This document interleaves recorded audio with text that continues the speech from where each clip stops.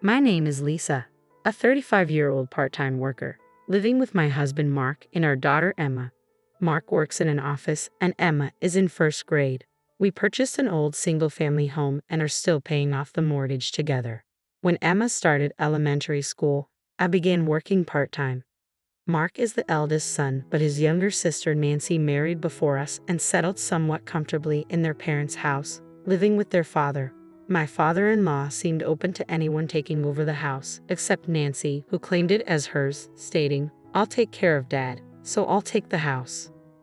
When Nancy got married and moved into her parents' house, her mother had already passed away, leaving her father in good health, so she didn't have to care for him.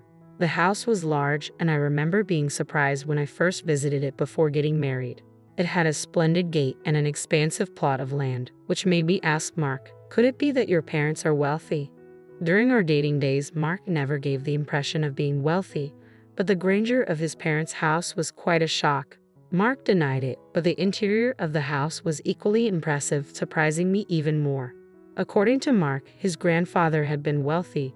The family faced financial difficulties during his father's generation. He chuckled, explaining that while the house left by his grandfather was large, it was old and uncomfortable to live in. Mark assured me when we got married that since Nancy would take care of their father, I would never have to worry about it. Our plan was to let Nancy inherit the house for taking care of him, so we bought our current house. Even from my father-in-law's perspective, he seemed more comfortable being looked after by his daughter than his daughter-in-law should he become bedridden and need care in the future.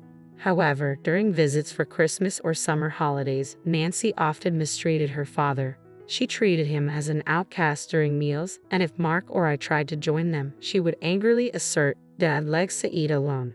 Don't you fear." After meals, when I went to my father-in-law's room to talk, he expressed his dissatisfaction with Nancy.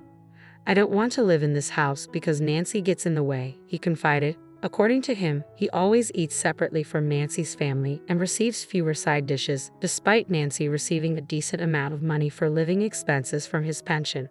Nancy had promised to take care of her father but doesn't do his laundry or much housework in general. My father-in-law ends up doing most of the cleaning inside the house and takes care of all the gardening himself.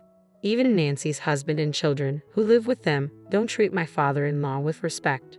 When he once asked Nancy's husband for a ride to the horse race track on his day off, since my father-in-law doesn't drive, he was dismissed rudely.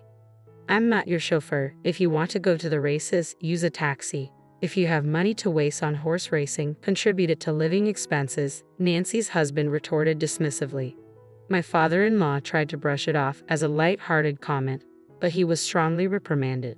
Nancy's 10-year-old son also behaves disrespectfully, teasing my father-in-law with cheeky remarks like, "Grandpa, stay away, you smell. Don't leave your room," despite it having lived together since birth. It seems my father-in-law has no memory of ever holding him. In contrast, when my daughter visits, he dotes on her, hinting at his loneliness. Hearing such melancholic words, I started feeling sorry for my father-in-law. Every time we visit their house, my husband gets upset, urging Nancy to treat their father better. In response, my sister-in-law angrily retorts at my husband, "I am treating Dad just fine. Are you trying to steal this house from me? I won't let this house go to anyone," my sister-in-law declared defiantly. My husband remarked to me later, "It's scary how obsessed my sister-in-law is with the house." Then, my father-in-law had a fall at home. The house, not equipped for the elderly, caused him to trip over a small step, fracturing his right hand in the process. Thankfully, he sustained no other injuries and didn't require hospitalization. However, the fracture severely limited his ability to use his dominant hand, making everyday tasks challenging. When we visited him, we were shocked to see how frail he had become. Not only could he not use his right hand, but moving around was also difficult. It was evident he needed care. However, my sister-in-law's family completely ignored him and didn't take care of him. While he could manage to get to the bathroom on his own, eating was a struggle. My husband confronted my sister-in-law immediately. "Why don't you look after Dad?" he demanded. But my sister-in-law seemed indifferent. "A broken hand is no big deal. Stop making a fuss. He can walk by himself, and he isn't complaining." She shrugged off the concerns. My father-in-law, accustomed to being neglected, seemed unable to stand up for himself against my sister-in-law. She knew it and took advantage of it. My husband was furious. Isn't it obvious? We should take care of our parents, he argued passionately. Mockingly, my sister-in-law smirked at my husband and said, "The same goes for you, right, Mark? You look after Dad. I don't need an old man with barely any money," she sneered callously. I was enraged by how callous my sister-in-law could be towards her own father. Unable to contain myself, I spoke up. "Fine. We will take care of him. If he stays here, he won't heal properly." My husband seemed to agree. We decided to take my father-in-law and move him out of his house immediately. As we packed up his belongings, my sister-in-law started making demands. "Just because you're taking care of Dad doesn't mean you get the house." It became clear that my sister-in-law cared more about the house than her father. My husband responded dismissively, "Don't worry, I already bought a house. I don't need this one. Do whatever you want with it," my husband declared. My sister-in-law seemed relieved to hear his words. As we prepared for my father-in-law's move, neither she nor her husband offered any help. Instead, they keenly searched through his belongings, hoping to find valuable items they could convert into cash. It was clear they had been benefiting from his pension, and with him gone, that would soon end. However, they found no treasures to exploit. When my father-in-law left his house, neither my sister-in-law nor her family bothered to see him off. Their coldness was striking. Upon arriving at our house, my father-in-law seemed to brighten up. He happily played with my daughter, appearing completely different from his time at his own home. We gave him a room that wasn't being used, but since the move was sudden, we hadn't made any preparations. If we had known earlier, we could have renovated, installed handrails, and removed any steps. I apologized to my father-in-law. "Sorry, I wasn't quite prepared. I'll install the handrails and make other adjustments soon." To my surprise, my father-in-law seemed equally apologetic. "My apologies too for making you worry," he said. "I wonder if $200 million will be enough to cover my care and look after my horses." I couldn't help but laugh. Is my father-in-law making jokes like this now? I wondered, noticing his newfound cheerfulness since moving into our home. "Horses, you say?" I chuckled, finding it hard to take seriously such a far-fetched idea of horses and $200 million. Playing along with his jests, I replied, "I'm not sure how much it costs to take care of horses, but taking care of you will definitely cost more." His mention of horses puzzled me, seeming typical of someone wealthy. But when I saw his worried expression at my response, I realized he wasn't joking. Does taking care of a person really cost that much? "All I have left is $200 million, he said seriously. In a panic, I reassured him. My earlier comment was just a joke. $200 million is plenty, more than enough, in fact. I immediately sought my husband for clarification on the horse business and the $200 million. He too was puzzled but recalled his grandfather mentioning wealth from land ownership. "Do you remember my granddad being a wealthy man?" he asked me. "Maybe Dad owned horses," he mused. Together, we approached my father-in-law for the full story. It turned out he had owned horses for years, making frequent trips to the racetrack not to bet but to check on his own horses. He had kept this part of his life secret from his family, so my husband and his sister had no idea. With his broken hand, my father-in-law was now seriously considering his future. He feared that revealing his horse ownership and $200 million in assets to his daughter and son-in-law might lead them to demand it. Perhaps my mention of home modifications had sparked this concern, prompting him to confide in me about his situation. Understanding his worries, my husband cheerfully reassured his father, easing his concerns about the future. "I'm not sure how much it costs to take care of horses, but if you've got $200 million, you should be okay. We'll figure out your caregiving expenses, so just leave it to us," my husband reassured my father-in-law confidently. After confirming with the person who had always looked after the horses that there would be no issues, we put the horse issue to rest. Now knowing that my father-in-law was quite wealthy, I began to see him in a slightly different light. I couldn't help but imagine his daughter's regret for kicking him out despite his considerable assets. The thought brought a sense of satisfaction. Since my father-in-law moved in with us, our lives had changed. Balancing my part-time job and caring for him was hectic, but my husband pitched in, and we managed. With him at home, my daughter found a new conversation partner, and he seemed happier. His walking had improved since moving in, and even before we finished the home modifications, he could walk slowly with the help of a cane. Although his broken hand hadn't healed yet, He was practicing eating with his left hand. Back at his previous home, his nephew would complain whenever he left his room, and he hadn't been very active. Whenever he tried to go to the racetrack, his son-in-law would show annoyance. This lack of activity might have led to his muscles weakening, contributing to his fall. On sunny days, he could now go for walks with the help of my daughter. I had been so focused on my father-in-law's recovery that I had completely forgotten about my sister-in-law.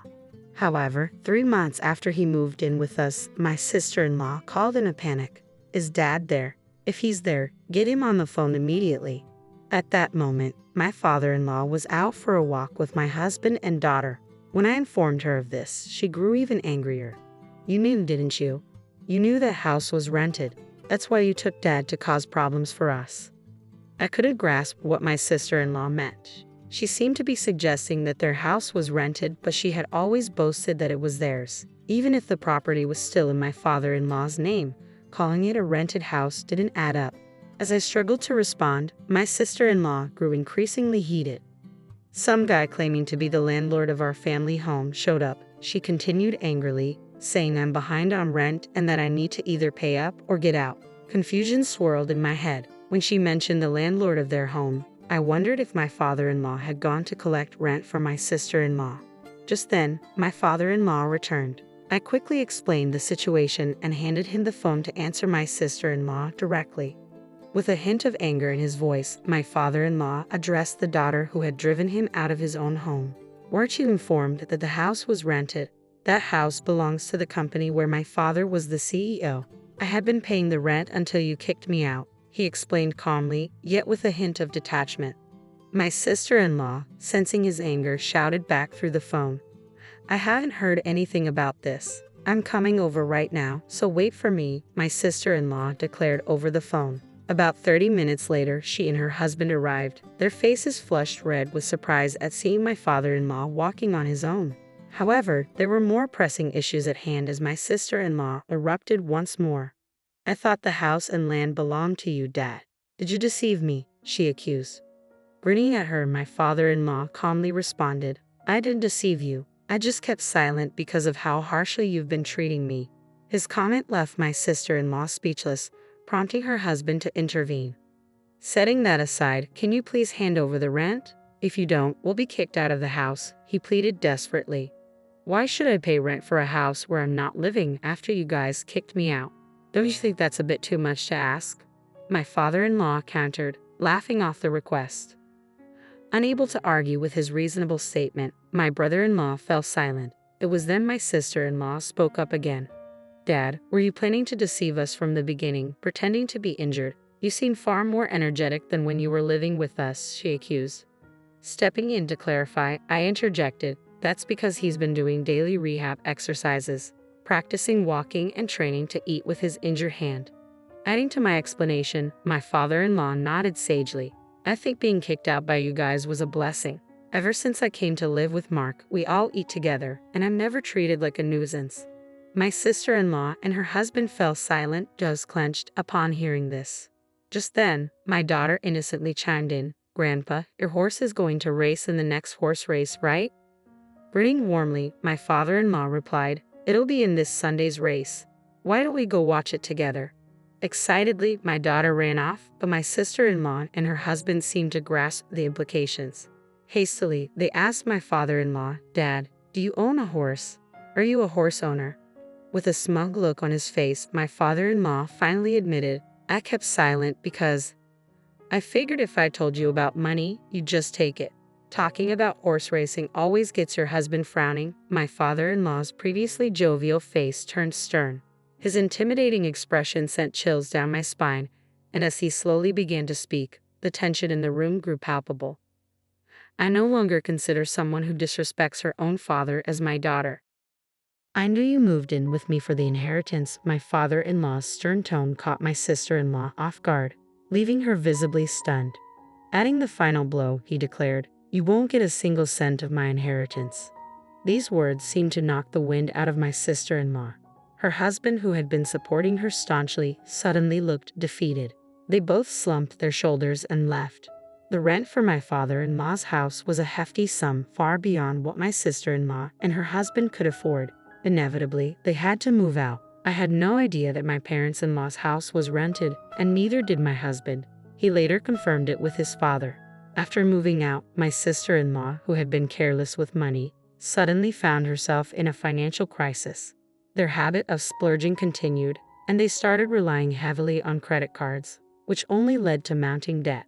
I heard they moved in with her husband's parents, but I don't know much about what happened after that. On the other hand, things have been smooth for us since we started living with my father-in-law. His broken hand healed well, and his legs and hips grew stronger to the point where he could manage everything on his own. He's now so energetic that he even goes jogging with my daughter. He's like a different person from when we first moved in. Since this incident, my father-in-law has been discussing various things with my husband and has started planning for the future, including drafting a will. I'm not sure what's in the will, but I assume he's arranged things so that his daughter won't inherit anything. What made me happiest was when my father-in-law paid off the remaining balance of our home loan. We still had nearly 20 years of payments left, but I'm grateful that he paid it off ahead of schedule. With the loan fully paid, my father-in-law is now considering renovations to make our home more accessible. He talks about his plans with a smile, but I don't want him to talk about becoming bedridden anytime soon. I want him to stay healthy for as long as possible.